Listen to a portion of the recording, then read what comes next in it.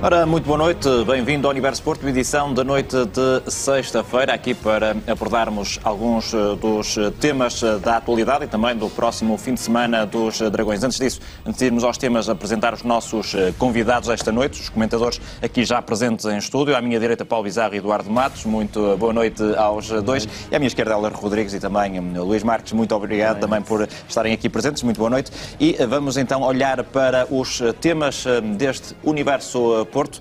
Teremos a oportunidade para analisar e abordar também a entrevista de Luís Filipe Vieira à TVI, um dos temas desta semana do futebol nacional, muitos pormenores abordados também durante essa entrevista. Para além disso, também a agressão e roubo a um adepto do Futebol Clube do Porto em Londres, depois do encontro da equipa B durante esta semana para a Premier League International Cup e também, claro está, o jogo deste sábado entre Marítimo e Futebol Clube do Porto, este que será, aliás, o tema central deste programa. Vamos olhar também para aquilo que dizem os nossos adeptos e telespectadores em casa, através do e-mail universoporto@portocanal.pt. Pode e deve participar com questões ou opiniões sobre os temas que estamos a abordar no programa e, como disse, o tema principal é, claro está, o jogo da equipa principal do Futebol Clube do Porto, frente ao Marítimo. Durante a tarde, a Ana Filipa Gomes, já na Madeira, teve a oportunidade de nos dar o feedback sobre tudo aquilo que se ia passando, entretanto também a chegada da equipa. E boa noite, Ana Filipa, mais uma vez. Estás também a acompanhar o que se passa na equipa já no hotel, depois do aeroporto, agora no hotel da equipa azul e branca. Que notas é que nos podes trazer agora? Olá, muito boa noite. A equipa do Futebol Clube do Porto já está devidamente instalada aqui na Madeira, uma unidade hoteleira de 5 estrelas que recebe os campeões de Portugal. A equipa chegou por volta das 7h30 ao aeroporto Cristiano Ronaldo, na Madeira. Eram muitos os adeptos que estavam a aguardar por esse momento. A equipa foi a certa altura até mesmo confundida com esses mesmos adeptos, tal era a concentração à volta dos jogadores. Primeiro, o presidente Jorge Nuno Pinto da Costa a liderar a comitiva, depois Sérgio Conceição e a espaços alguns jogadores, à medida que foram aparecendo à chegada do aeroporto, foram então sendo, pela parte positiva obviamente, engolidos pelos adeptos que queriam então as fotografias, os autógrafos e dar palavras de incentivo para esse jogo de amanhã no Estádio dos Barreiros. Muitos desses adeptos que estavam no aeroporto só têm a mesma oportunidade de ver o Futebol Clube do Porto quando a equipa vem à Madeira, portanto muita expectativa, também muita ansiedade por parte desses adeptos que vivem o Futebol Clube do Porto longe, aqui na Ilha da Madeira, e só quando têm esta oportunidade de os ver ao vivo e a cores, vivem-nos de uma forma muito intensa e as imagens são prova disso mesmo. Foi uma verdadeira enchente junto dos jogadores, tanto é que grande parte deles se foi atrasando a entrar no autocarro porque estavam envolvidos com os adeptos e tiveram mesmo que indo ser chamados aos poucos para entrarem no autocarro escolhido para trazer a equipa do Futebol Clube do Porto até aqui ao centro do Funchal, onde vão ficar então hospedados até amanhã para esse jogo com o Marítimo, marcado para as 6 da tarde no Estádio dos Barreiros. Sérgio Conceição trouxe 21 jogadores na comitiva, de resto 3 guarda-redes, como é hábito sempre que sai do continente, Vanan, Diogo Costa e também Iker Casillas. No resto não há novidades na chamada de Sérgio Conceição para este desafio nos Barreiros. O Marítimo não está de facto a passar um bom momento, está em 10º lugar, 8 pontos atrás do Futebol Clube do Porto, soma derrotas consecutivas, não vence desde 2 de setembro para os jogos do campeonato, está a passar de facto um mau momento. No entanto, também já percebemos que do lado madeirense esse mau momento pode de facto ser ultrapassado pelo facto dos jogadores se galvanizarem e se motivarem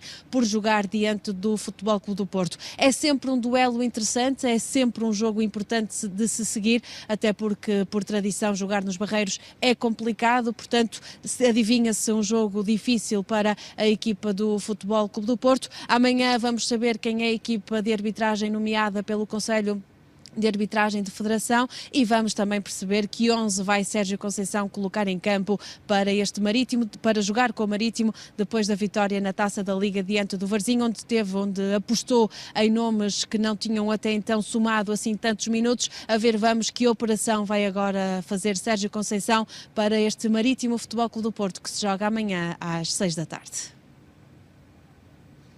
a jornalista Ana Filipa Gomes, que normalmente até está aqui neste lugar. Estou a tomar-lhe o lugar, uma vez que está, como podem confirmar, na Madeira, acompanhada pelo repórter de imagem João Correia, e a acompanhar hoje e amanhã, claro está, tudo aquilo que se passa com a equipa do Futebol Clube do Porto. Muito obrigado, Ana Filipa, e vamos continuar aqui no estúdio a falar deste jogo, este que é o foco dos adeptos do Futebol Clube do Porto. Olhamos agora também, e Luís, podemos começar por ti, sobre este encontro aqui já com o retrato tirado pela Ana Filipa Gomes sobre os jogadores, a chegada sempre calorosa. A Madeira já costuma ser calorosa, ainda mais com os adeptos do Futebol Clube do Porto. Temos também alguns números sobre os confrontos entre as duas equipas, que apesar da ideia que passa das dificuldades que são reais da ida à Madeira, apesar disso os confrontos dão favoritismo também ao Futebol Clube do Porto, mais vitórias do que empates e derrotas, e por isso, quais são as expectativas para o jogo da manhã?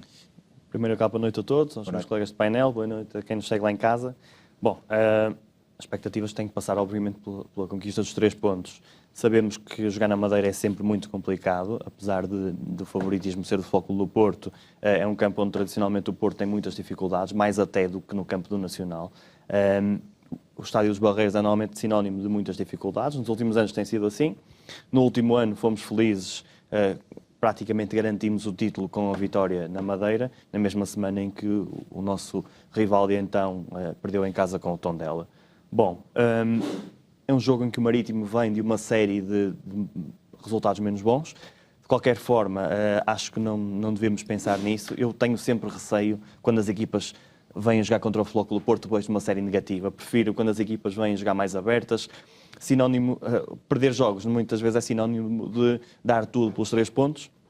As equipas muitas vezes jogam mais fechadas, a lutar ali mais, fazer um jogo menos bonito, apesar de o treinador do Marítimo ser o Cláudio Braga, que é um treinador que tem uma escola holandesa, esteve vários anos na Holanda, no último ano fez um bom trabalho no Fortuna Sittard, penso eu, subiu o Fortuna à primeira divisão, portanto, normalmente na Holanda este futebol mais sujo não é tão praticado, portanto espero que o Marítimo não entre também nas questões de antijogo que nós bem conhecemos, até porque eu digo que o nosso guarda-redes foi admoestado aos 19 minutos no Estádio da Luz e eu continuo a esperar que um guarda-redes que joga contra o Futebol Clube do Porto leve um cartão amarelo nos primeiros 19 minutos de jogo. Se calhar vou esperar sentado, porque acho que isso dificilmente acontecerá. O Marítimo é uma equipa que tem alguns jogadores que já com vários anos de casa, o Edgar Costa, o Zanedine. Tem o Dani, que também é um reforço sempre interessante. Ele tem aqui um historial de confrontos com o Futebol Clube do Porto que não nos é muito favorável, digamos assim, ou pelo menos não é de grande memória. Tem o Rodrigo Pinho, o Joel, bom jogador também. Portanto, é uma equipa complicada, apesar destes maus resultados. Mas nós, como campeões nacionais, temos que entrar para conquistar os 3 pontos. Não há outra forma de o fazer. Quando aqui estive, da última vez, estávamos aqui a analisar esta série de jogos que o Futebol Clube do Porto ia ter. Estamos mais ou menos a meio. Esta primeira fase tem sido extremamente positiva, com a vitória na Taça de Portugal, a vitória na Rússia, muito importante, apesar de quererem, como sempre, desvalorizar esta nossa vitória. Recordo que a Rússia está à nossa frente no ranking das competições europeias, que o Lokomotiv está em 3º no campeonato, portanto tem subido, tem recuperado, começou mal, tem recuperado.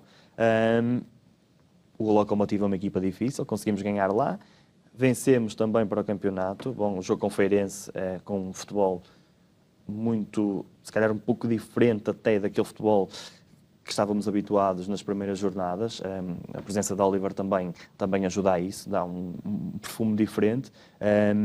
Apesar de eu gostar muito do Herrera também, são 2 jogadores completamente diferentes. Um dá umas coisas que o outro não dá, e vice-versa, obviamente. Portanto, não sei, eu se estivesse no lugar de Sérgio Conceição teria dores de cabeça. O Sérgio ainda hoje falou nisso. Não sei muito bem, sinceramente, com que 11 entraria neste jogo do Funchal. Sei que o 11 que entrar tem que entrar com uma atitude, desde o primeiro minuto, à procura do golo para trazermos os 3 pontos da Madeira, que são fundamentais, obviamente. E não será seguramente fácil, Paulo, até porque Cláudio Braga, há pouco o Luís falava sobre isso, sublinhou e apelou muito ao sentimento de jogar em casa com os adeptos, a apoiar a equipa do Marítimo, embora respeitasse o Futebol Clube do Porto, as declarações do treinador do Marítimo, sublinhando que espera um Porto agressivo positivamente. Do lado de Sérgio Conceição também sublinhou que não acreditava muito no momento de forma da equipa madeirense e que havia qualidade, aliás, a maior parte do grupo é o mesmo da época passada passada, que criou muitas dificuldades, não só o Futebol Clube do Porto, mas outras equipas. Que tipo de jogo é que se pode esperar em termos globais e que tipo de Futebol Clube do Porto é que, Paulo, esperas para o jogo amanhã? Boa noite, em primeiro lugar, a todos os aqui presentes em estúdio e também a todos que estão lá em casa a acompanhar o nosso programa. Como o Luís disse, eu acredito que vai ser um jogo complicado, vai ser um jogo bastante complicado. Historicamente, jogar no Funchal para nós e contra o Marítimo, onde temos mais história, é sempre complicado. Nos últimos 10 anos em que jogamos lá, ganhamos o ano passado, como estamos recordados, e tirando isso... Nós há 7 anos. Sim, temos essa mesma informação. Temos 4 vitórias na Madeira nos últimos 10 anos, portanto o que dá cerca de 40% de vitórias. Isso demonstra realmente a dificuldade que se tem na Madeira. Acho que todo o plantel e treinadores estão imbuídos do espírito de vitória. É isso que nós temos que conseguir os 3 pontos na Madeira. É isso que nós pedimos enquanto adeptos. E para além disso, em relação à equipa, o Luís diz que tem algumas dúvidas. Eu acredito que não iremos jogar com uma equipa tão ofensiva. O setor defensivo acho que é inquestionável. Acho que vamos jogar com o Maxi, com o Militão, com o Filipe e com o Alex Telles.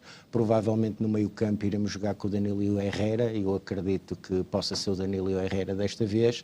E a minha aposta depois será o Oliver, o Brahimi, o Soares e o Marega, o inevitável Marega. Eu acredito que será esta a minha aposta para este jogo. E de facto o Marega que foi essencial e decisivo, Helder, na época passada. Aliás, nós temos também um grafismo com os últimos 8 jogos entre as duas equipas no Funchal e que representa muito aquilo que o Paulo ia dizendo, com uma vitória na época passada, vitória também em 2011, 2012, mas entretanto vários empates e 3 resultados favoráveis também à equipa do Marítimo. E é um pouco contra isso que se luta também amanhã? É verdade, eu acho que é um pouco contra. Antes de mais, boa noite aos colegas do painel e aos telespectadores. É exatamente isso, ou seja, vamos também, mais uma vez, uma luta contra aquilo que é o historial dos jogos no Caldeirão dos Barreiros, como também é conhecido, como era conhecido, e é efetivamente isso que acontece. 7 jogos estivemos, antes de vencermos este último jogo no ano passado, estivemos 7 jogos sem vencer. Desde 2011. Vemos aqui também as imagens mesmo desse exato, como comprova esta tabela.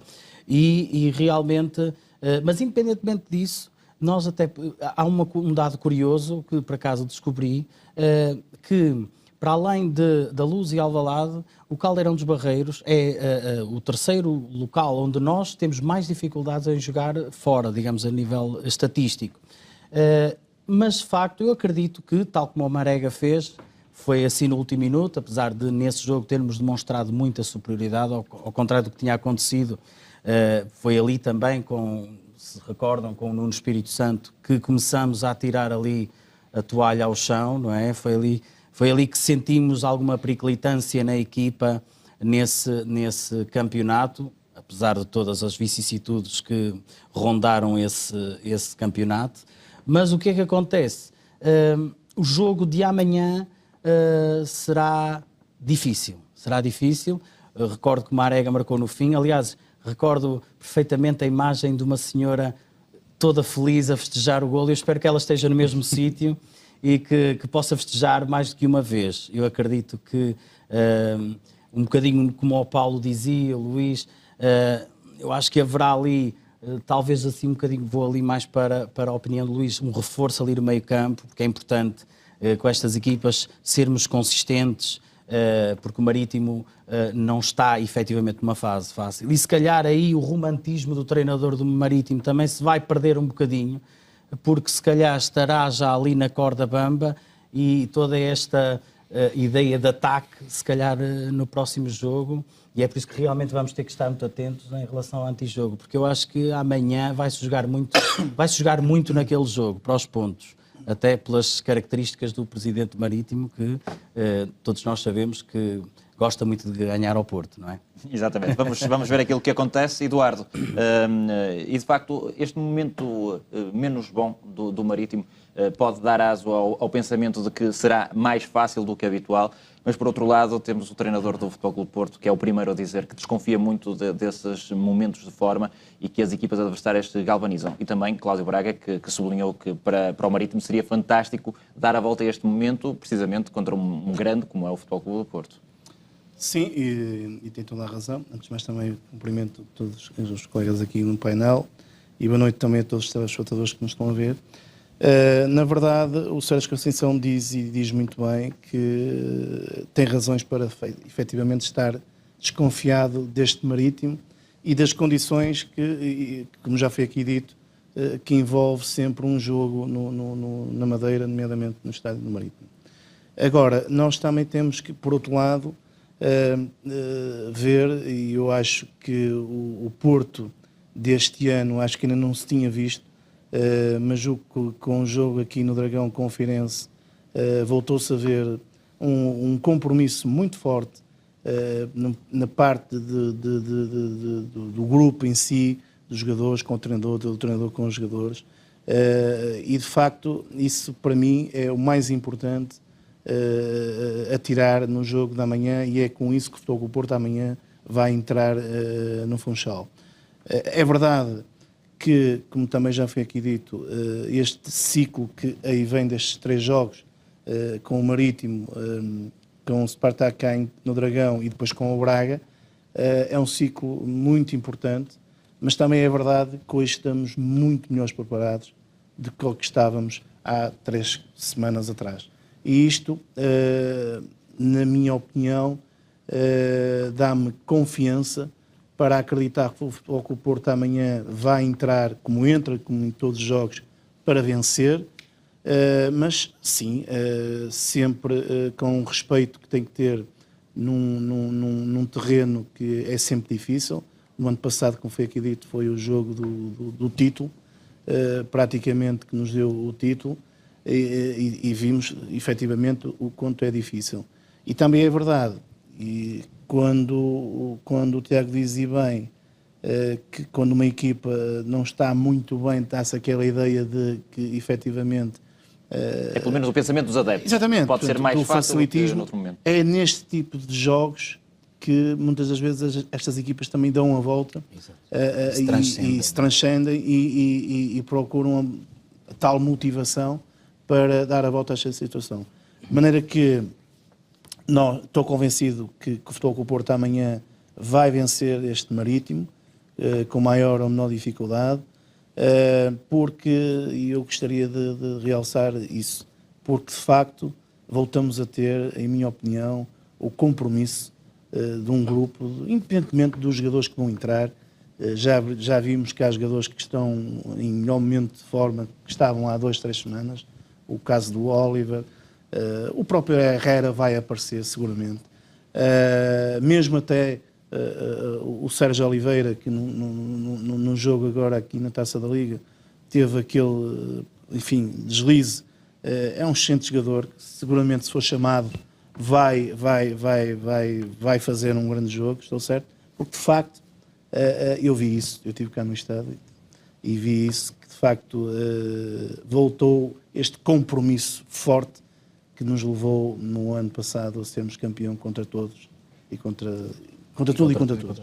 E sentimos isso na Roda, no jogo contra o Varzim. Tivemos ali mais tempo, porque foi preciso realmente reforçar e validar, até porque todos nós conhecemos a capacidade motivacional do Sérgio Conceição. E pegando aqui um bocadinho no que o Eduardo diz, eu acho que neste momento realmente nós temos mais soluções. Porque apesar do jogo com o Varzim ter sido um jogo um pouco estranho, nós acabamos por ver que numa situação em que precisemos de marcar um golo, podemos ter um lateral direito novo, o Corona, que fez o lugar na perfeição e fez o corredor todo. Tinha jogado na Luz também nos últimos minutos e também o fez. E também o fez. Exatamente. Portanto, está-se aqui a notar que se está a querer criar uma nova alternativa para determinadas situações. Não e será até para proteger direito. O Maxi também, não é? Exatamente. As suas investidas. E depois o próprio Mbemba que se estreou, e eu gostei do que vi para um jogo de estreia. O próprio Bazur está a entrar aos poucos e está a entrar muito bem. O próprio Hernani na lateral esquerda acabou por fazer uma boa prestação. Portanto, temos aqui muitas alternativas. O Sérgio Oliveira, acredito que o que se passou aqui também possa o Sérgio Conceição ter conseguido resgatá-lo novamente para a forma que ele estava. O Oliver apareceu renovado, portanto, cada vez temos mais soluções na nossa equipa, e o Adriano Lopes, que eu acredito não será um Marega da versão deste ano, mas que poderá ser ainda muito importante ao longo da época, principalmente com a lesão do Aboubakar. Paulo, nós comentávamos antes do programa começar que um dos grandes méritos, que são muitos, mas um dos grandes méritos do Sérgio Conceição é precisamente este, é ter o grupo todo motivado. Aquilo que ele diz muitas vezes na conferência de imprensa, que conta com todos, isto pode-se entender que é aquela conversa de treinador, com o Sérgio Conceição vê-se que não é. Porque qualquer jogador que entre, vemos várias vezes o Oliver aquecer 50, 60 minutos e não entra, mas quando entra, vê-se que o comprometimento é total com o grupo, com a vontade de vencer. E a alegria no jogo. A alegria, qualquer jogador. O Adrien, quando marca os golos em Vila Real, a forma como o banco festejou, como todos os jogadores festejaram, não é só... Portanto, vê-se que o grupo... Exatamente, vê-se que o grupo está unido e que todos os jogadores, joguem eles mais ou menos, estão comprometidos com o grupo. O próprio Chidosi, que vem de uma época no Nantes a titular, assinalou a estreia nas redes sociais com... estreia no Estádio do Dragão, joguei no Estádio do Dragão. E já agora só um apontamento em relação a... porque isto teve muito ênfase, até na própria comunicação social, se falou muito disto, da conversa que o Sérgio teve no fim do jogo com o Sérgio Oliveira. De facto, o Sérgio Conceição é um líder e já demonstrou por várias vezes que de facto é, em ter que gerir processos muitas das vezes até complexos e difíceis. Recordamos-nos do processo de Marega ainda este ano, recordamos do processo do Tiquinho Soares, e recordo-me no ano passado, só não me recordo especificamente qual foi o jogo, o Sérgio Conceição teve uma atitude como esta, normal, no fim do jogo, com o Herrera, e não foi por isso que o Herrera não foi o jogador determinante que foi no ano que efetivamente passado. Portanto, isto, o que se passou demonstra de facto aquilo que eu volto a referir, compromisso, e de facto o Sérgio Conceição, e aliás o Sérgio Oliveira diz isso, é de facto o primeiro do grupo a ter mais exigência até com ele próprio, portanto, no cumprimento desse compromisso. Sim, e era... Força, claro que sim. Era bom que, se calhar, antes de se escreverem assim, algumas crónicas risíveis, como infelizmente tive a oportunidade de ler, designadamente o Otávio no caso Ribeiro, sobre Sérgio Oliveira. Sobre a questão, vi criticar como é que foi possível. Eu acho que seria mais interessante que descobrisse realmente toda a essência que está por trás deste diálogo, deste construtivismo e desta crítica que permite o estímulo, e vir aqui com estes falsos moralismos que têm desígnios muito específicos, todos nós sabemos quais, e que realmente são inusitados. Eu peço desculpa, Luís. Não há aqui, Heller, desculpa, não há cartilha. Aqui podemos dizer que não há cartilha, mas era precisamente isso que eu ia dizer. Sério, ia falar sobre o que o Sérgio Conceição esclareceu hoje. O Sérgio Oliveira já tinha publicado nas redes sociais, e o Sérgio Conceição hoje na conferência de imprensa esclareceu também este assunto e não deixou de dar, permita uma expressão mal alfinetada, em Otávio Ribeiro, que escreveu uma crónica vergonhosa, lamentável, para não dizer outra coisa. Otávio Ribeiro. Otávio. Exatamente. Para terminar apenas esta questão do campeonato. Vemos aqui só, Luís, precisamente o post de Sérgio Oliveira durante a semana, mas podes continuar. Exatamente. Bom, para terminar este meu raciocínio aqui sobre o campeonato, convém dizer que nós estamos, há 2 meses, davam-nos como mortos, como sempre, como gostam de fazer com o Futebol Clube do Porto. E nós estamos nesta fase do campeonato, quando 2 super equipas lá por baixo andavam já a vangloriar-se. Nós estamos no primeiro lugar, empatados com o Braga. Os nossos rivais, há lenços brancos nos 2 estádios. Seja qual for o resultado de hoje, sabemos que o José Peseiro já foi despedido. Portanto, tivemos conhecimento também de uma conversa esta semana, mas vamos falar disso mais à frente, sobre o treinador do Benfica. Portanto, acho que nós estamos no bom caminho, como todos aqui vamos dizendo. A seu tempo as coisas vão continuar a encarreirar. portanto os resultados têm aparecido, as exibições têm melhorado. Como o próprio treinador dizia, é normal que no início as coisas não estejam a funcionar bem, chegaram os jogadores mais tarde, etc. Portanto, acredito plenamente que as coisas vão continuar a encarreirar, até porque este mês era fundamental, fosse pelo número de jogos, fosse até pelos nossos adversários. Convém recordar que vamos a Madeira e depois recebemos a equipa que tem os mesmos pontos que nós, o Sporting de Braga. Permitam-me apenas ler aqui alguns e-mails que já nos foram chegando aqui para o programa. Américo Flores, desde Lisboa, diz: sou lisboeta, mas um super portista há 51 anos, mas acho que somos um pouco esquecidos, mas viva o Futebol Clube do Porto. Esta opinião aqui, os adeptos do Futebol Clube do Porto, naturalmente, os telespectadores não são esquecidos. Também o Francisco Borges cumprimenta toda a gente e sublinha que hoje há, felizmente, outras formas de divulgar os fatos que não convêm aos poderosos, e também a sublinhar algumas questões aqui relativas aos rivais do Futebol Clube do Porto e sublinha aqui um tsunami de manipulações e outros possíveis ilícitos. Teremos a oportunidade para falar mais sobre algumas das questões aqui levantadas pelo Francisco Borges. Agora vamos avançar para o segundo tema desta noite, embora a qualquer momento possamos voltar ao jogo de amanhã, como eu disse, é o tema central do Universo Porto desta sexta-feira, mas olhar também para um facto que foi trazido também à baila pelo Porto Canal, nomeadamente na noite de ontem, referente ao jogo entre o Futebol Clube Porto B e o West Ham, ou neste caso já no final desse encontro, um adepto dos Dragões que foi apoiar a equipa ao estádio e, aliás, fez-se acompanhar por uma tarja. Vamos vendo essas imagens, uma tarja de apoio aos Dragões, e no final essa tarja foi roubada e o próprio adepto do Futebol Clube Porto, que estava acompanhado pelo filho de 5 anos e a esposa, acabaram por agredir este adepto do Futebol Clube Porto. E este é um caso lamentável, infelizmente não é único.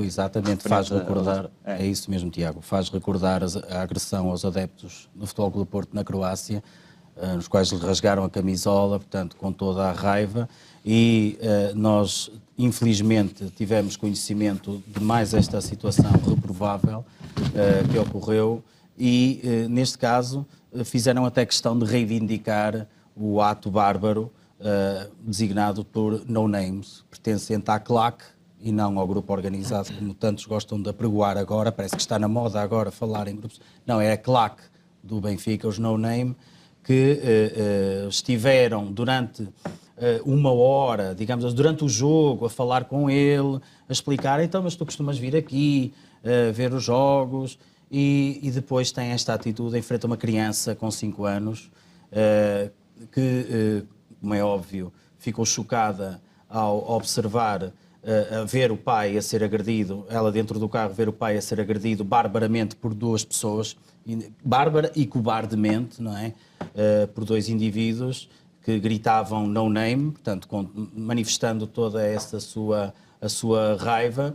E o que me admira, lá está, e eu gostava que esta situação fosse mais uma vez propalada, não só aqui no Porto Canal, mas da mesma maneira como, por exemplo, aquele episódio, apesar do bom gosto ou não, recente no Mar Shopping, passa publicidade na loja, no shopping, em frente à loja deste caso da equipa do Benfica, da loja dos encarnados, e o que é que acontece? Aí caiu-se o câmara de dados, chamou-se a polícia, e tudo foi, digamos, de alguma forma amplamente propalado na comunicação social. Eu gostava que estes casos fossem também devidamente, digamos, tratados, devidamente denunciados, para que estes 2 indivíduos sejam responsabilizados por mais um ato bárbaro e inaceitável.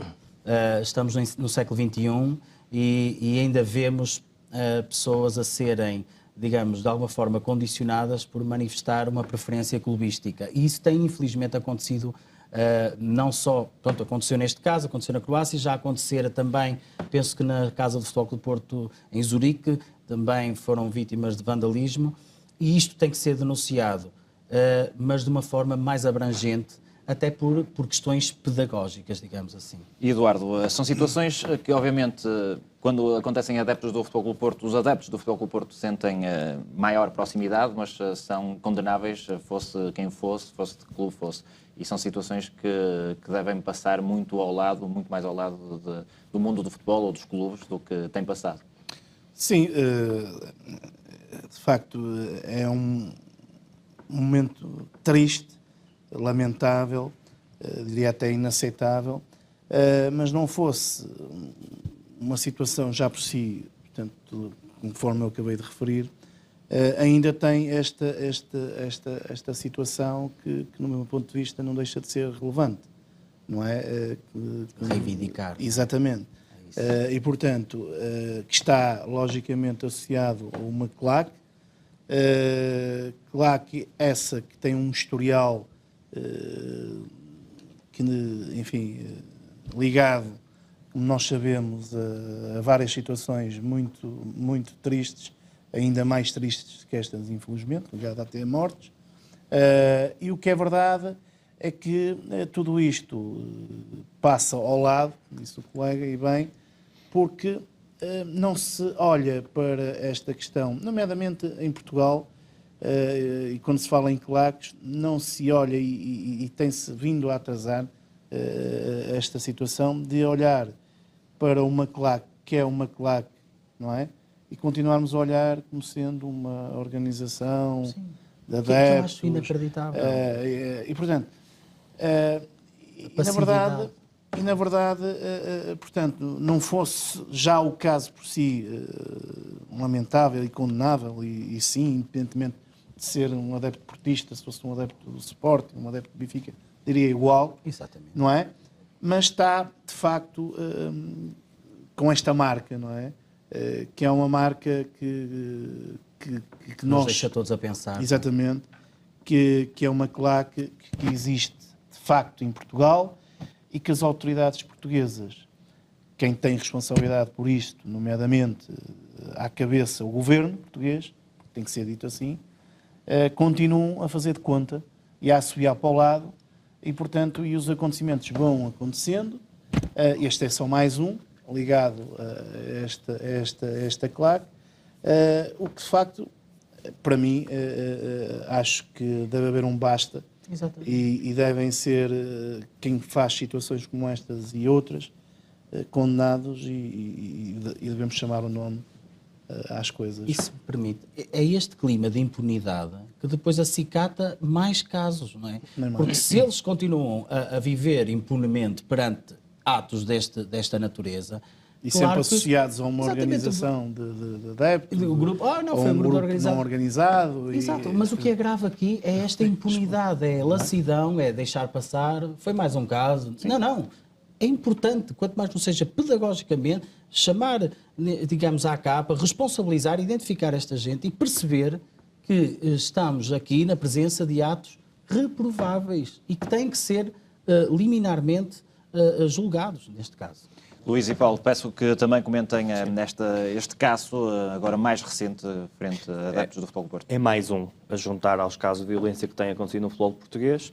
A rivalidade é das coisas mais bonitas do desporto.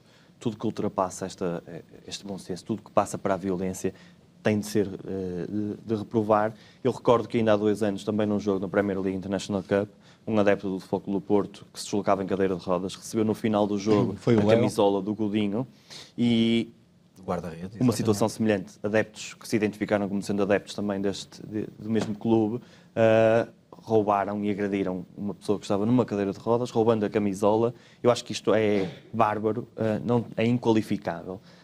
Esta situação, também fazer o mesmo na presença do filho, de uma criança, é inqualificável. Falamos ainda aqui há 2 semanas de situações que ocorreram quando do jogo Benfica-Porto, um homicídio num café. Sabemos que houve uma pessoa que foi assassinada por outra, 2 tentativas de homicídio. Os casos aconteceram aqui, um na Póvoa de Varzim, o outro em Cascais e o outro, não tenho a certeza, foi na Marinha Grande, por aí. E tudo isto foi noticiado no Correio da Manhã e nunca mais se falou. As coisas são completamente abafadas, sabendo nós que uma simples presença, uma fotografia tirada à porta da loja. Quase abre telejornais, há diretos inqualificável. Debates sobre isso, sobre o que aconteceu. Os próprios órgãos de comunicação social têm que repensar muito bem esta sua postura, porque não vale tudo, não pode valer tudo, e há que valorizar, como muitos, ainda ontem ouvi muitas vezes, ontem, valorizar o espetáculo. Isto não é valorizar o espetáculo, isto é inqualificável. Fazer isto na presença de uma criança, e a mesma situação que foi feita há 2 anos, não sabemos se foram ou não as mesmas pessoas. Era interessante que se fizesse uma investigação a sério para perceber se foram ou não as mesmas pessoas, uma vez que o modus operandi é o mesmo. Exatamente. E os dois, na sequência de jogos da equipa B em Inglaterra para a Premier League International Cup, Paulo, de facto, 2 pesos, 2 medidas no que diz respeito à comunicação social, como sublinhou aqui o Luís e o Helder, e também a questão inqualificável dos atos em si. Isto é assim, o que me quer parecer é que isto é o modus operandi dos adeptos do Benfica.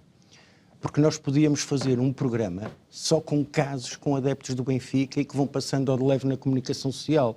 Nós podíamos começar por falar do incêndio do autocarro de Super Dragões, da emboscada que fizeram ao autocarro do Porto com o triste caso do Filipe Santos, com a morte do adepto no Jamor com o Very Light, com a morte do italiano nas imediações do Estado da Luz, adepto do Sporting, o Diabo de Gaia, que simplesmente levou uma multa, a perseguição ao Jorge Sousa, e aqui sim nós tivemos investigação, acusação, julgamento e condenação.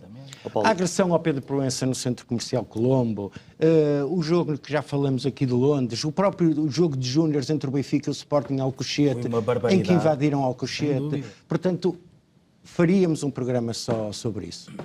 E para mostrar que isto realmente é uma situação que vem desde as origens, eu gostaria só de ler aqui um pequeno excerto que eu retirei de um jornal da época. Estamos a falar da inauguração do Campo da Constituição, onde um dos jogos foi entre o Benfica e o Vigo. E o jornal dizia assim, estamos a falar em 1913, por isso é que eu digo que isto é um modus operandi, e dizia assim, eu passo a ler: é preciso no futuro que os senhores de Lisboa que aqui venham assistir aos desafios se compenetrem de que fora de casa têm de ser delicados. Não se admite que façam dos jogadores e sportmen do Porto a ideia que fariam de quaisquer ignorantes pavoicos que nunca tivessem visto o mundo e a quem continuamente assustassem com a frase "e se fosse em Lisboa?". Esta frase, aplicada a propósito de tudo, fez dizer um espectador portuense: que diabo, os senhores em Lisboa devem comer gente. E é facto, se em Lisboa dão a perceber, não teria ficado vivo nenhum único jogador espanhol. Portanto, começávamos em 1913, íamos até esta semana e fazíamos um programa, não sei se chegava, para falar só destes casos dos adeptos do Benfica. Luís. Paulo, antes de mais dizer que começa a ser difícil alguém me levar a sério quando eu digo que não há cartilha, mas eu tinha pensado falar precisamente sobre esses casos do Jorge Sousa, que são, sabemos, o caso mais conhecido é o do Pedro Proença, que foi agredido num centro comercial junto do estádio deste clube. Mas sabemos que no caso de Jorge Sousa a coisa era bem mais grave. Porquê? No centro comercial é possível alguém, naquele momento, ter um live de loucura e cometer aquele ato. O caso do Jorge Sousa eram ameaçados familiares, conheciam as rotinas dos familiares, os filhos em que escola andavam, tudo isso. Havia mensagens constantes, de acordo com notícias, por exemplo, do JN, em dezembro de 2009, o Record dizia que os árbitros recebiam ameaça à integridade física antes e depois de apitarem jogos de Benfica, chamadas com origem no Reino Unido. Houve 9 arguidos, o próprio Presidente da Liga na altura, Hermínio Loureiro, reuniu-se com o Diretor Nacional da Polícia Judiciária para denunciar isto. Portanto, isto não era aquelas bocas que alguém faz. Sim, ou atenção, uma situação de momento. Exatamente, atenção, vê lá o que faz. Não, era algo para dar os parabéns, como houve uma vez uma pessoa que disse que se calhar era preciso para dar os parabéns. Foram vários condenados, portanto, todos os condenados que nós conhecemos na justiça portuguesa são ligados ao mesmo clube. Neste caso foi com o Jorge Sousa, houve também com o Pedro Proença, e nós ainda na terça-feira ouvimos dizer que naquele clube ninguém condiciona os árbitros. Eu não sei se isto é ou não condicionar os árbitros, e voltou-se a falar naquele mito que é a situação do Artur Soares Dias. Eu vi o José Manuel Ribeiro escrever há uns dias no Jornal do Jogo que esta situação que se fala do Artur Soares Dias, da invasão ao centro de treinos na Maia, eu devo dizer que conheço a Maia e não conheço nenhum centro de treinos de árbitros. Eu sei que os árbitros fazem oficialmente treino não existe nenhum centro de treinos. Num espaço que é aberto, e foi isso mesmo que aconteceu. Foram meia dúzia, nem sei se tanto, foi esta a expressão que Soares Dias terá usado até quando prestou declarações. Meia dúzia de pessoas, de miúdos que entraram, mandaram umas bocas da bancada. A bancada é essa que está livre, aberta a qualquer um. Não houve nenhuma invasão de Super Dragões ao centro de estágio dos árbitros na Maia, que eu não sei o que é isso. E dizia então que o José Manuel Ribeiro escreveu isto no jogo e lançou um desafio para alguém o desmentir. E até hoje eu não vejo o desmentido. Vejo sim esta continuação desta cartilha, continuar a falar desta invasão ao centro de estágio, deste condicionamento que, sinceramente, tenho muitas dificuldades em acreditar. E reiterados por jornalistas que se apresentam como isentos e doutos e informados, não é? E tenho que dizer, Rui Pedro Brás na TV, que está sempre a falar nessa questão. Não, o problema é que batem nesta tecla porque não tem mais nenhuma em que bater. Pois, é o bocadinho onde eles podem tentar pegar em alguma coisa. Não há mais nada. Mas mesmo isso de uma forma completamente insustentada. Não tem sustentação, como o Luís disse. Sem qualquer fundamento, no fundo, Luís. Claro. E a expressão do Artur Soares Dias, a queixa foi arquivada, pelo que diz José Manuel Ribeiro, que desafiou a APAF a desmenti-lo, não houve desmentido nenhum, foi arquivada porque Artur Soares Dias terá dito que foram 2 miúdos, palavras dele, que da bancada de livre acesso insultaram e ameaçaram alguns juízes que lá estavam. Portanto, é condenável. Mas não vamos fazer disto o que querem fazer, uma invasão dos Super Dragões a um centro de treino na Maia, que eu sinceramente nem conheço. Mas ainda que... eu voltava só a esta questão que me parece importante. Continuamos a ter em Portugal, nomeadamente no que diz respeito aos clubes, uma situação, por ser glorificada, por ser vista como tal, porque só não vê a quem não quer ver, que é esta situação do Benfica não ter uma claque, não é, oficial, cujo tem, bem ou mal, se os Super Dragões efetivamente fizerem algumas coisas, como diz o Madureira muitas vezes, não é um grupo de peregrinos que vão a fato. Como é óbvio. Mas, se efetivamente fizerem algo de anormal, são responsabilizados como tal.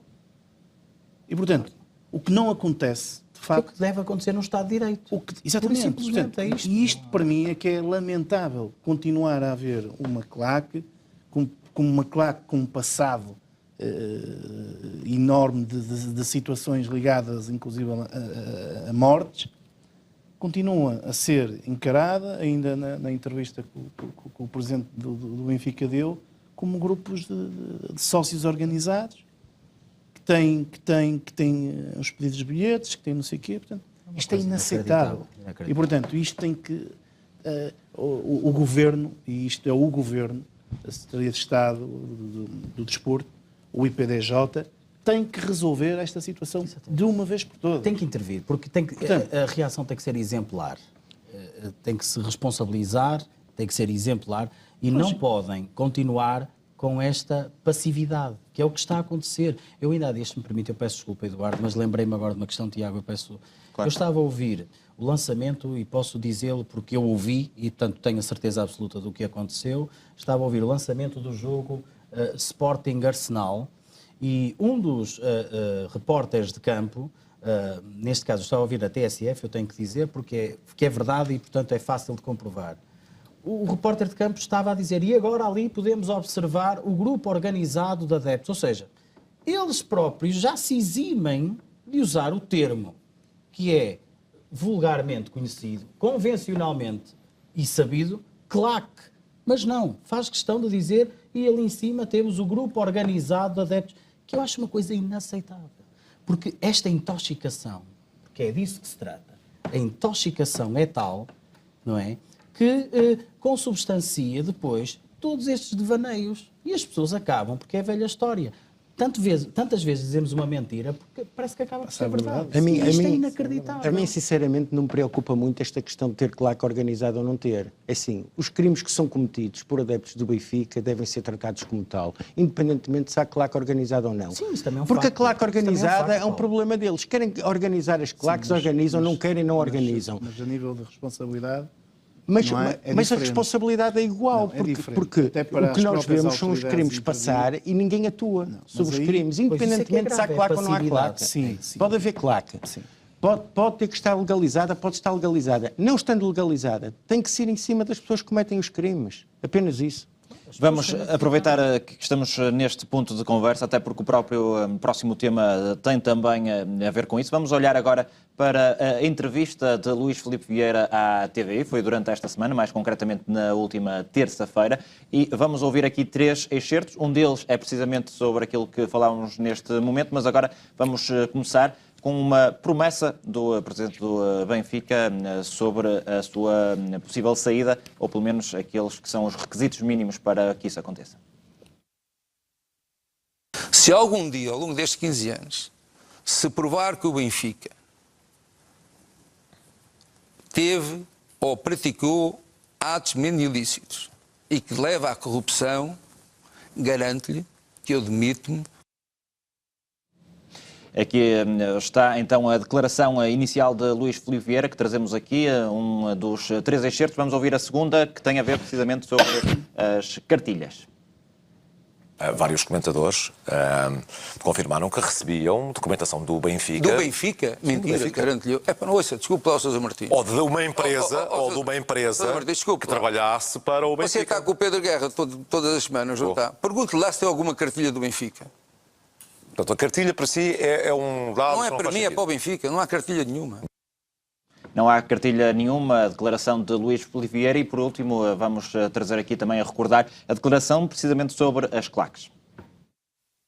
Não é normal que queiramos saber se o Benfica apoia logisticamente ou não estes grupos organizados de adeptos. Não, a única coisa que eu penso que o Benfica faz, e vou dizer isto só, a título, a pedido dos Goa, como eles chamam, a pedido deles, que o Benfica tentasse que eles fossem transportados por comboio.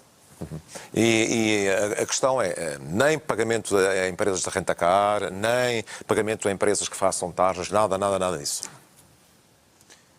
Não tenho nada casos desses. As 3 declarações que trazemos aqui, havia muitas mais. Aliás, quem acompanhou a entrevista, como os nossos comentadores, sabe que há muito mais para falar e podem falar naturalmente daquilo que pretenderem, mas aqui, Paulo, alguns excertos, se calhar alguns dos pontos mais marcantes desta entrevista e o último vem de encontro àquilo que estavam a falar sobre as claques. Esta entrevista, eu não sei como é que é de classificar, porque eu acho que nós podíamos passar aqui a entrevista resposta a resposta e podíamos rebatê-la. Eu neste dia, que foi terça-feira, senti que fiz uma viagem e que vivi uma espécie de jet lag. Porque ao final da tarde estive no lançamento do livro do nosso presidente Até ao Mar Azul, as crónicas do Pinto da Costa, ouvi-o falar, entretanto desloquei-me para casa, liguei a televisão e deparei-me com Uma Twilight Zone. E, portanto, deu-me náuseas, deu-me dores de cabeça, senti que fiz uma viagem e que estava a sofrer de jet lag. Curiosamente, achei que o Luís Filipe Vieira, nesta entrevista, foi a entrevista, talvez, onde ele esteve mais parecido com o Vale Azevedo. Pois, é isso. O que pode significar alguma coisa. A entrevista em si, o seu conteúdo foi, como eu já disse, uma enxurrada completa de mentiras. Cheia de nada. Uma mão cheia de nada. Como eles gostam de dizer. Uma enxurrada de mentiras. O português dele mantém-se na mesma. Eu diria que se calhar era ele bom e eu aconselhava-o a voltar a passar umas tardes num hotel perto de Sesimbra, porque está a retroceder no seu português. Acho que o Sousa Martins, no global, esteve bem na entrevista. Na minha opinião, faltou lá, poderiam ter sido feitas muitas outras perguntas, mas faltou lá uma pergunta que era essencial, que era perguntar onde é que o Luís Filipe Vieira esteve internado e, afinal, qual foi o problema de que ele padeceu. Exatamente. Faltou essa pergunta. E depois, outra coisa que também não deixa de ser curioso é, depois de uma entrevista que estava programada para a RTP, termos que esperar um ano para ele aparecer na televisão e aparecer precisamente na TVI. Na TVI de um dos administradores do Benfica, do José Eduardo Muniz, que, como nós vimos também aos olhos de toda a gente e à descarada, quando foi a apresentação da nova grelha dos canais da TVI, ele teve lugar de destaque, estava na primeira fila, o que prova que, de alguma forma, ainda tem influência dentro daquela estação. Portanto, depois podemos falar aqui um bocadinho de algumas das mentiras, porque é impossível falar de todas, mas em traços gerais é isto que eu acho da entrevista do Luís Filipe Vieira. Eu, aproveitando a deixa do Paulo, efetivamente, é mais do que evidente que a TVI é uma espécie de braço armado da Benfica TV, não é? Ou seja, digamos, a outra face pseudo-independente e pseudo-imparcial, mas que nós vemos todos os dias nos comentários, e eu gosto de ver, porque eu gosto de ver até onde vai esta digamos, passa a expressão, um bocadinho, desculpem o termo, mas é mesmo a hipocrisia, não é? Até onde vai esta hipocrisia? Eu, aliás, eu fiquei com aquela sensação que aquilo mais parecia o ok teleentrevista. É quase como a outra que dizia o ok do outro tele, mas isto era o ok. E eu até achava interessante que até porque estávamos na TVI, e na TVI há uns programas muito engraçados, de qualidade discutível, em que se coloca um aparelhozinho e tal, para ver até que ponto a pessoa está ou não a dizer a verdade. Porque eu até achava muito interessante que nesta entrevista, se todos aqueles especialistas que vemos a propalar-se aí nas televisões, fizessem uma análise da linguagem não verbal de Luís Filipe Vieira. Nesta última imagem que vimos, olhando bem para ele estava comprometido. Eu sou professor e às vezes quando os meninos fazem asneiras, eu digo, olha, mas tu tiraste 3 lápis. Não, professor, eu só tirei 1. Pois, tiraste 1, não é? Ou seja, essa pessoa, às vezes, de uma forma não verbal, acabam por identificar o caso do copo d'água. Via-se claramente que o Luís Filipe Vieira, eu acho que a entrevista não lhe correu nada bem. Aliás, como dizia o Paulo muito bem, fez muito bem lembrar uma célebre entrevista de João Vale Azevedo aos donos da bola, em que há uma altura que lhe perguntam, e então agora o que pretende? E ele muito friamente diz, justiça, eu pretendo justiça. E depois foi o que se viu, não é? E de facto o ok, e a insistência dos OKs, e depois cá também vamos ter a oportunidade de falar um bocadinho disso, mas a origem, se me permite, Tiago, muito rapidamente, a origem do termo OK tem a ver com, neste caso, a estrutura militar norte-americana, que começava a dizer, quando fazia um relatório diário das guerras, dizia 0 killed, ou seja, 0 pessoas falecidas. E o OK surge daí. Mas, na verdade, o que acontece aqui é que já houve uma grande vítima em torno de toda esta presidência neste caso, Luís Filipe Vieira. A grande vítima, lamento dizer isto, mas a grande vítima foi a verdade. E esta entrevista, mais uma vez, demonstra que, apesar de toda a poeira para os olhos, e eu devo confessar que por vezes até tenho vergonha alheia, em pleno século XXI, ver, apesar de eu conhecer alguns benfiquistas que já não concordam com esta linha, mas ver uma grande massa a ser manietada desta forma. Mas parece que isto agora está na moda e, portanto, mas eu acredito que mais tarde ou mais cedo é como tudo, porque verdade há só uma e é como o azeite. E ela um dia há de surgir no copo d'água do Luís Filipe. Deixa-me só dizer uma coisa, Helder. Estavas a falar nas expressões corporais, mas curiosamente esta entrevista vale a pena ser vista várias vezes, porque se apanha muita coisa. E, curiosamente, quando ele fala de Paulo Gonçalves, ele diz exatamente esta frase. Quando o Sousa Martins lhe pergunta do Paulo Gonçalves abandonar a estrutura do Benfica, ele diz exatamente esta frase. Ele não queria continuar na SAD. Exatamente. É a frase que o Luís Filipe Vieira diz.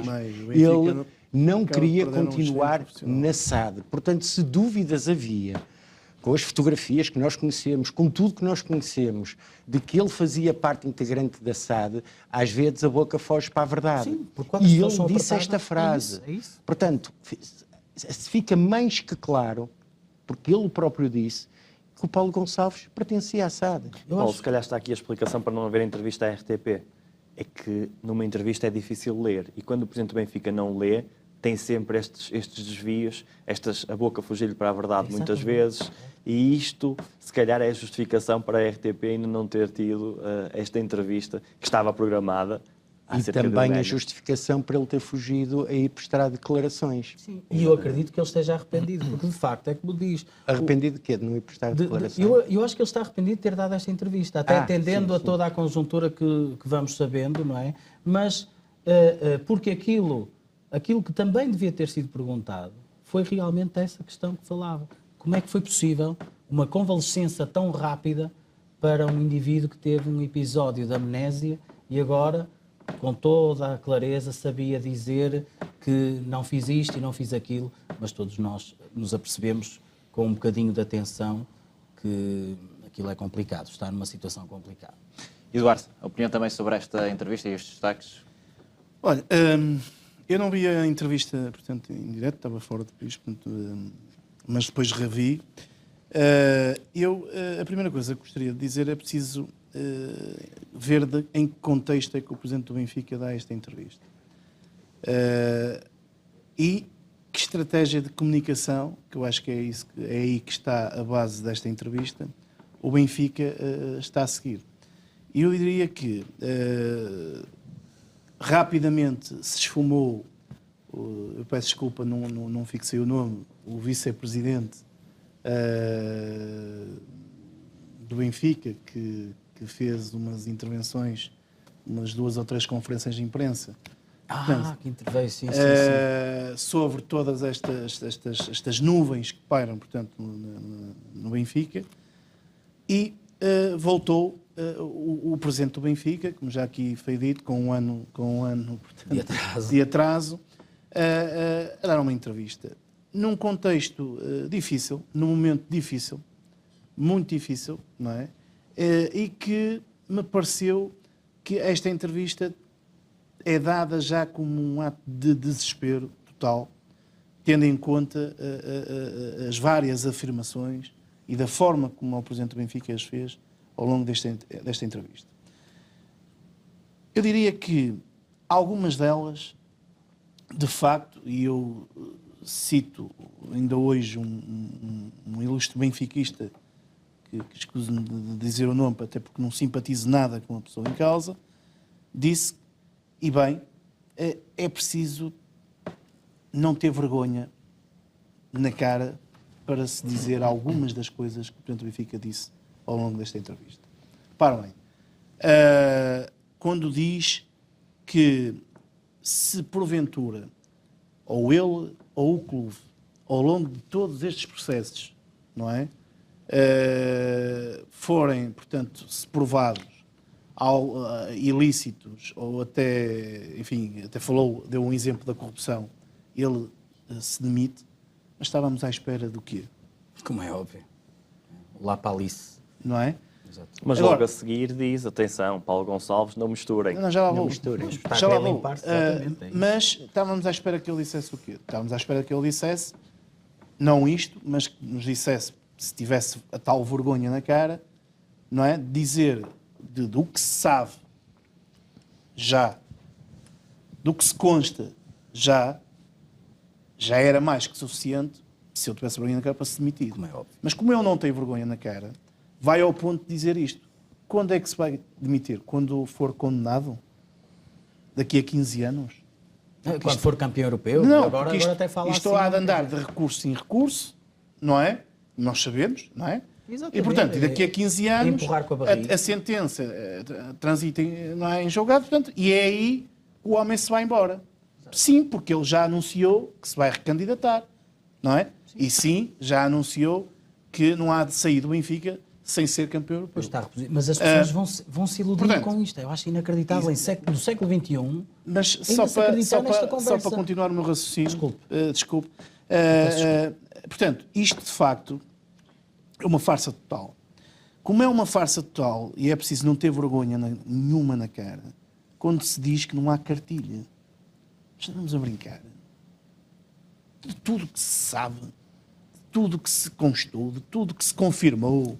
Mas ele vai investigar, Dizer que não há cartilha. Ele vai ver isso. E refere até um nome, Carlos Janela, que desapareceu. Sim. Desapareceu, por Foi uma janela que se fechou. Não é? Foi a janela que se fechou. Dos painéis como este, que toda a gente sabe. Logo a seguir às primeiras não fizesse acusações. parte deste, não é? Sim, vou falar. Um exemplo deste, não é?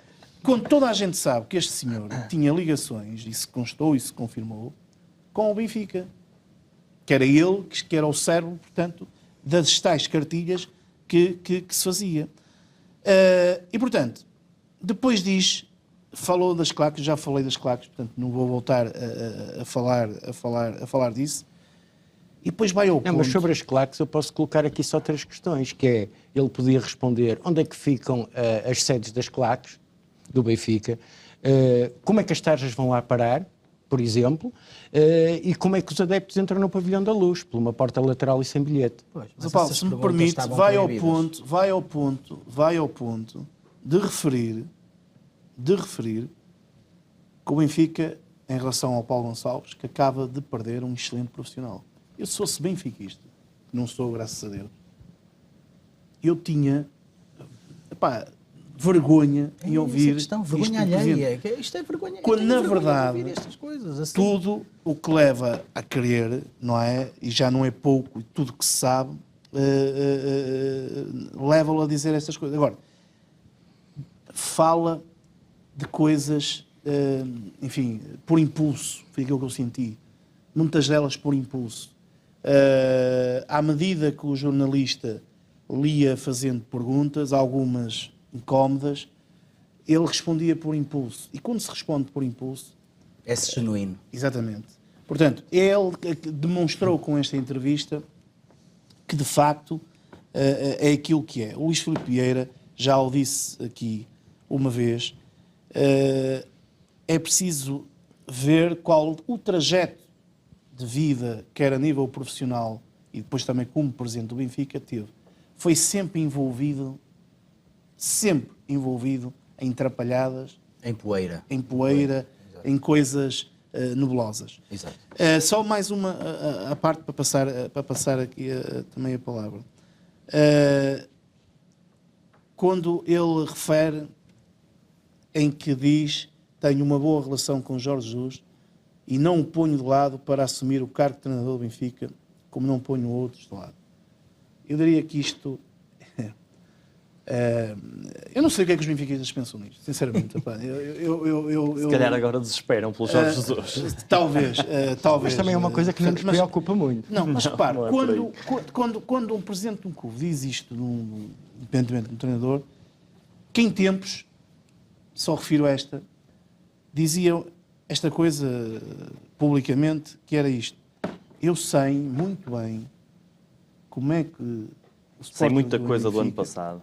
Ganhavam os jogos. Exatamente. Em grande plano. Olha que eu sei muita coisa. E, portanto, dizer-se que se abre a porta a um homem destes que diz isto, depois de um passado que teve efetivamente ligado a um clube, eu diria que, e terminava para já, que de facto o Luís Filipe Vieira dá esta entrevista claramente, por desespero total, tendo em conta os acontecimentos que têm acontecido até, e também aos resultados desportivos que têm acontecido no clube, e que de facto começa a desesperar, e agora sim, com uma oposição cerrada, interna, que se vai agudizar.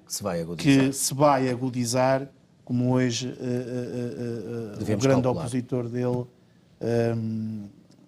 portanto, teve a oportunidade de dar uma entrevista já hoje em relação a tudo isto.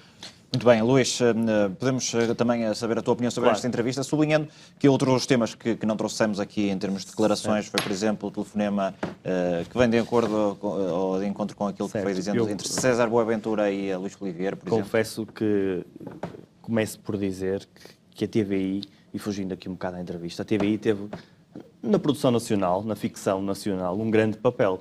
Eu, quando cresci, todas as telenovelas eram brasileiras e a TVI, no início do ano 2000, começa a dar um grande valor à produção nacional. Portanto, isto foi mais uma grande produção nacional da TVI, que podemos assistir na TVI, apesar de, surpreendentemente, Joaquim Sousa Martins, não pela pessoa em si, mas por ser na TVI, o canal com as ligações a José Eduardo Muniz, Joaquim Sousa Martins fez várias perguntas que foram incómodas, percebeu-se pela reação do entrevistado que as perguntas foram incómodas. Eu não sou nenhum psicólogo criminal, não tenho nenhuma formação nisso, mas tenho alguma experiência em inquirir pessoas e consigo perceber quando as perguntas são incómodas, quando as pessoas estão ou não a dizer a verdade. Mas neste caso, como o Paulo Bizarro bem disse, nem era preciso tanto.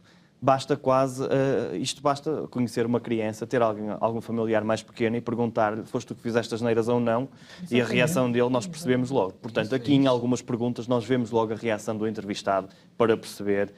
Eu não vou fazer nenhum comentário sobre essas reações, as pessoas que usem o seu bom senso e a sua inteligência para perceber, pelas reações dele, se está a falar a verdade ou não. Luís, só para sublinhar, vamos vendo aqui o discurso naquela chamada telefónica que... A chamada telefónica conversa sobre Rui Vitória. Bom, Rui Vitória, todas as semanas, tem vindo dizer: eu quero continuar no Benfica, eu fiz isto, eu fiz aquilo, como se tivesse que provar a alguém que tem mérito no que está a fazer, que deve estar lá. Rui Vitória, que há 2 semanas entrou em modo boneco agressivo. Não é? Entrou em modo boneco agressivo, a puxar dos galões e a dizer: atenção, o rácio de vitórias e tal, lá explicou.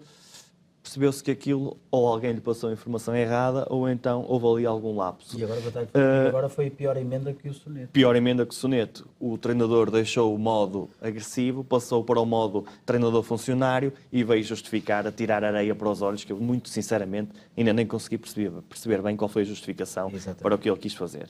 Bom, continuando então sobre isto também, em relação a César Boaventura, esta conversa, o que é que mostra? Mostra aquilo que nós conhecíamos, esta ligação de César Boaventura a Luís Filipe Vieira. Sabíamos que César Boaventura é empresário de jogadores, sabemos que, percebeu-se pela conversa, que tem ali uma ligação próxima com o presidente do Benfica, pela forma como se tratavam.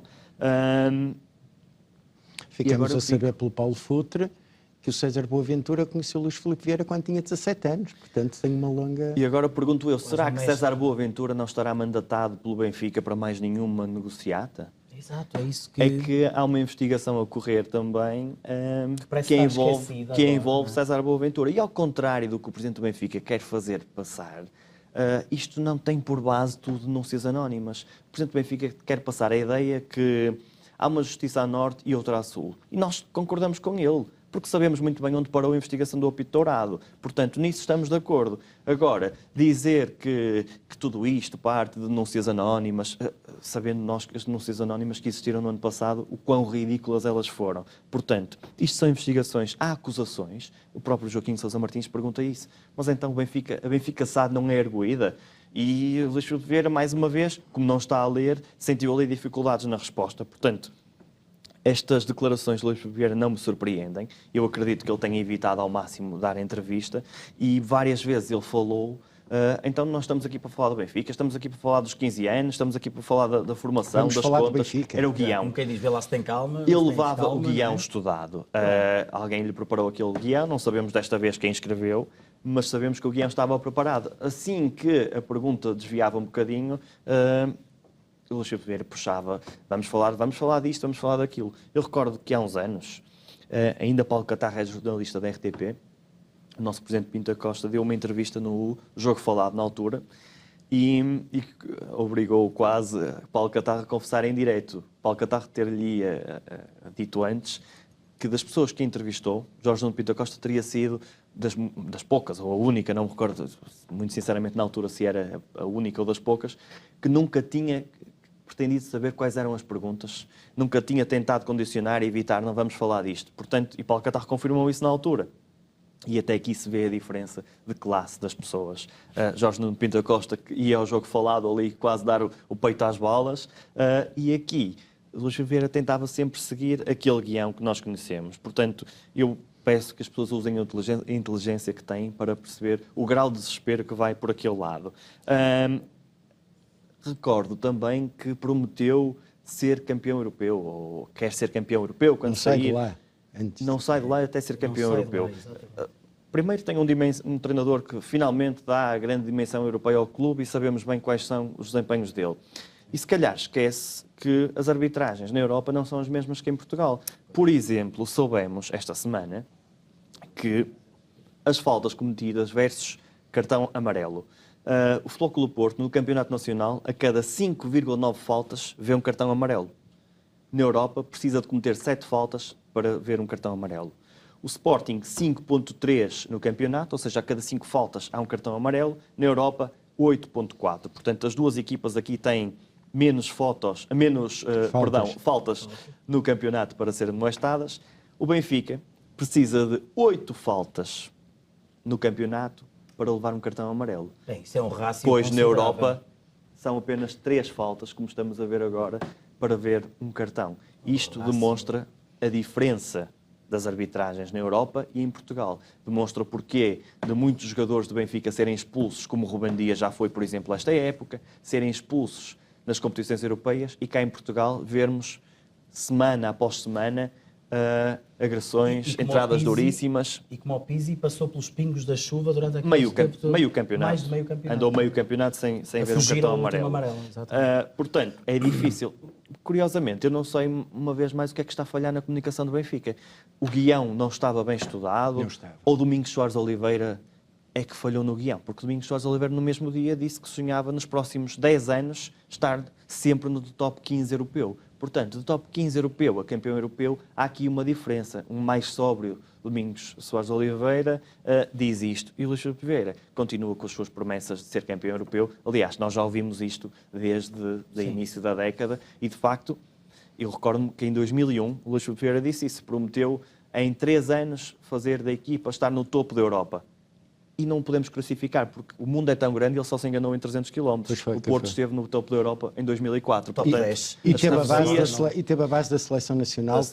Exatamente. Portanto, as profecias vão estando perto. Foram 300 km de distância. Também não podemos classificar assim o presidente do Benfica. Paulo, também sobre esta semana, houve entretanto um jantar dos 15 anos do Estado da Luz, também do Luís Filipe Vieira.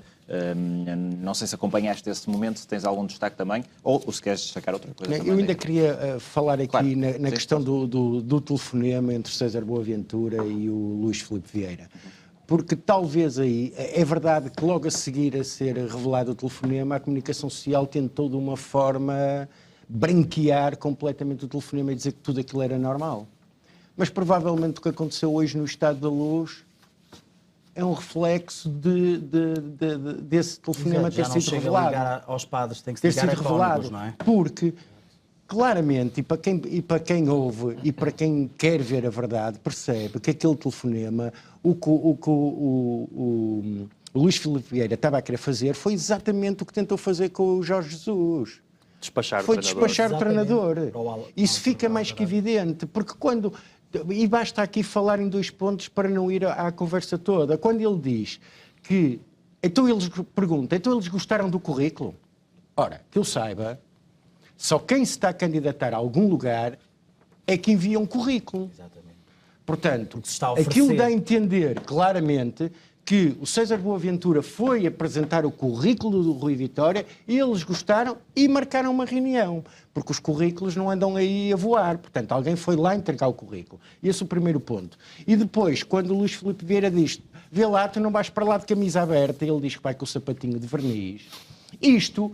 Como todos sabem, quem anda em vendas sabe que a apresentação é uma coisa muito importante. Não é só levar a mala, E, é portanto, preciso ir a questão é, se era os ingleses que queriam o Rui Vitória, ele até podia ir de chinelo, porque eles queriam, era o meio para atingirem o que eles queriam, que era o treinador. Muito bem.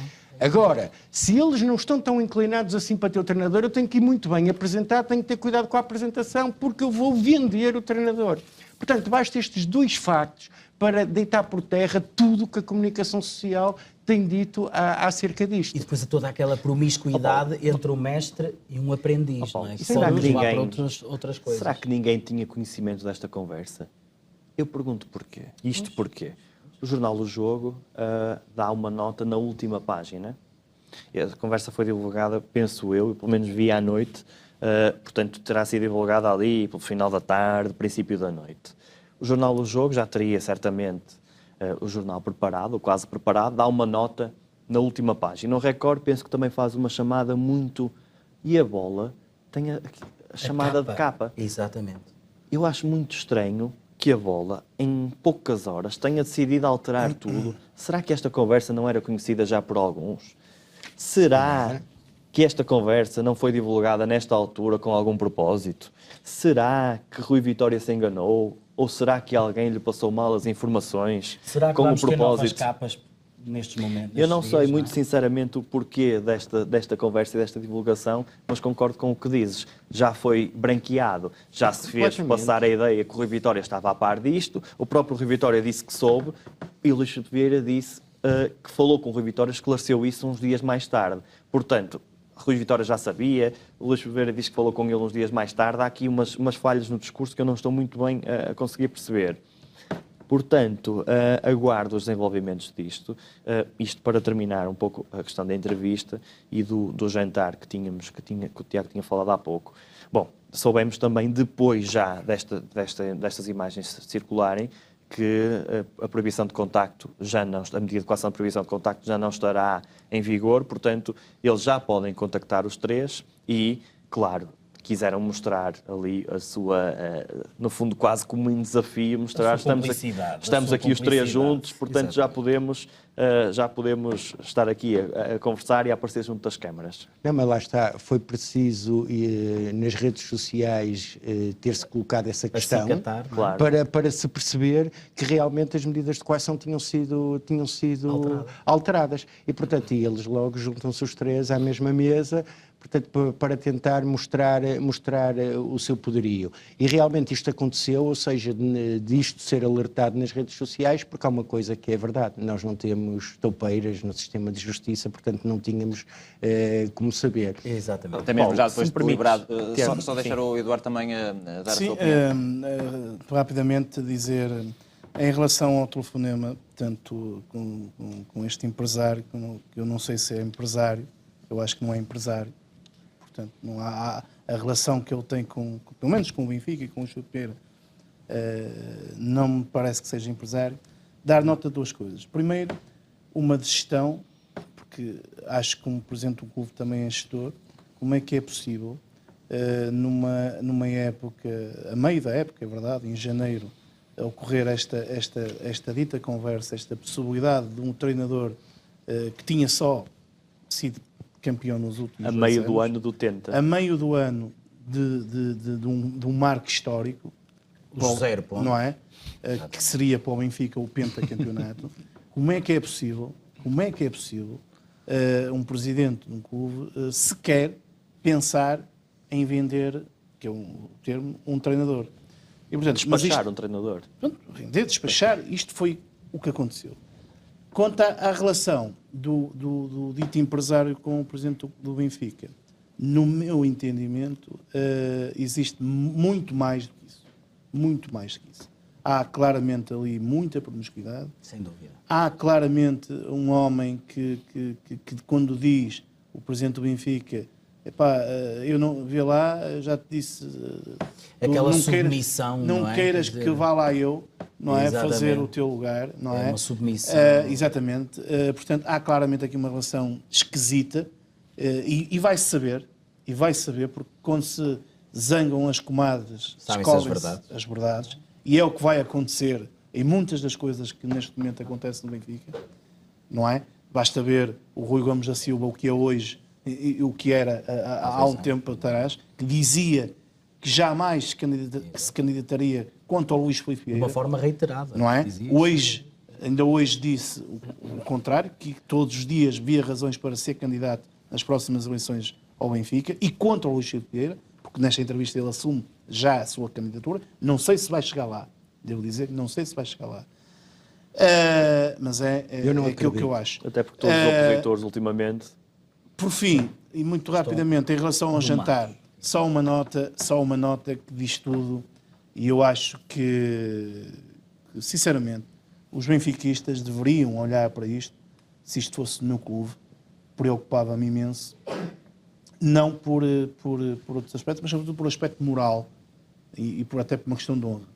É preciso ter muita falta de pudor, independentemente daquilo que diz, no que diz respeito às medidas de coação, portanto, se já foram alteradas ou não, mas é preciso ter muita falta de pudor para pessoas como Rui Rangel, pessoas como Fernando Tavares e pessoas como o Luís Filipe Pereira permite, num jantar, portanto, que celebra uma marca de uma instituição, que apesar de tudo o Benfica é uma instituição, Respeitável, ter esta capacidade de juntar e de se fazerem notar, e de se fazer notar ali, não é? pessoas que estão envolvidos até o ponto do cabelo